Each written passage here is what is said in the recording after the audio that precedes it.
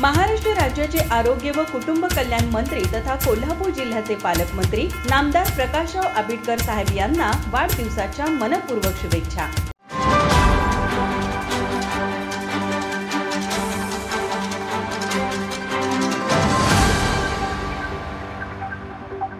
आमचे लाडके नेते सहकारी मित्र प्रकाशराव आबिटकर या राज्याचे आरोग्य मंत्री यांना मी मनापासून वाढदिवसाच्या शुभेच्छा देतो। खरं म्हणजे जरा थोडा फ्लॅशबॅक घेतला तर मला आठवतंय 25-30 वर्षापूर्वी आम्ही कामकाज सुरू केलं। त्यावेळी आम्ही युवक अवस्थेत होतो आणि त्यावेळी त्या काळातले आमचे मित्र नंदकुमार ढेंगे सभापती होते।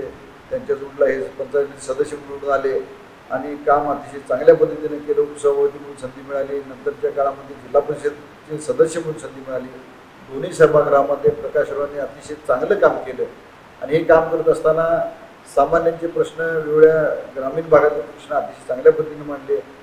नंतरच्या काळामध्ये अशी एक संधी आली की त्या काळातील आमचे नेते सदाशिवराव मंडलिक आणि मला वाटतं शिरोळकडून स्वाभिमानीचे साहेब निवडून आले बंडातून।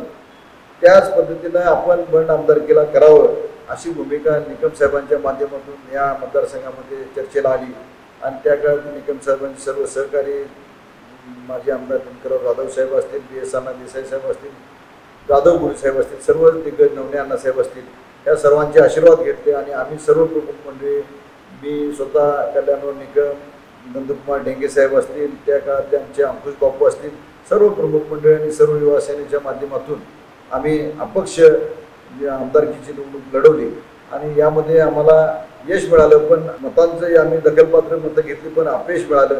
त्यामध्ये 40,000 मतं आम्ही घेतली। कोणती संघटना पक्ष आमच्या पाठीशी नव्हता पण आम्ही अतिशय चांगल्या पद्धतीने अपक्ष पण 5 वर्षे काम केलं। लोकांचे प्रश्न अतिशय चांगल्या पद्धतीने मांडले आणि त्यानंतर 14च्या निवडणुकीमध्ये 1 वोट 1 नोट हे समाजासमोर आम्ही निवडणुकीमध्ये नारा ठेवला। मध्यंतरीच्या काळामध्ये आम्ही लोकांचे अनेक प्रश्न जनतेमध्ये मांडले असल्यामुळे लोकांनी आम्हाला उचलून धरलं आणि त्या निवडणुकीमध्ये 1,40,000 मतं आम्हाला मिळाली।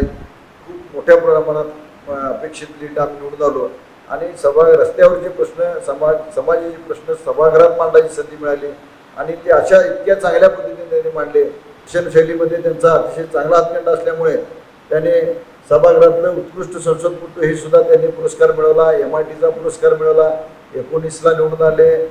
19ला निवडून आल्यानंतर त्याचं मंत्रिपदात नाव चर्चेला आलं, त्यावेळी मिळाली संधी मिळाली। परत शिंदे साहेबांच्या पहिल्या मुख्यमंत्रीपदाच्या काळात सुद्धा नाव चर्चेत आलं, त्यावेळी संधी मिळाली आणि 2024 साली खूप लीडनं ते निवडून आले आणि त्यांना पहिल्यांदाच आरोग्यमंत्री म्हणून आता संधी मिळाली। अतिशय चांगलं काम सुरू आहे देशामध्ये आणि मोदी साहेबांच्या नेतृत्वाखाली आणि इथं शिंदे साहेबांच्या नेतृत्वाखाली, फडणवीस साहेबांच्या नेतृत्वाखाली अतिशय चांगलं काम त्यांचं सुरू आहे आणि उदरगड राधानीचा विकास ज्या पद्धतीने त्यांनी केला आहे तसंच कोल्हापूर जिल्ह्याचा विकास चांगल्या पद्धतीने झाला पाहिजे आणि पुन्हा एकदा त्यांना मी वाढदिवसाच्या शुभेच्छा देतो आणि त्यांचंही आरोग्य आणि महाराष्ट्राचं आरोग्य चांगल्या पद्धतीने जपावं हीच त्यांना शुभेच्छा देतो।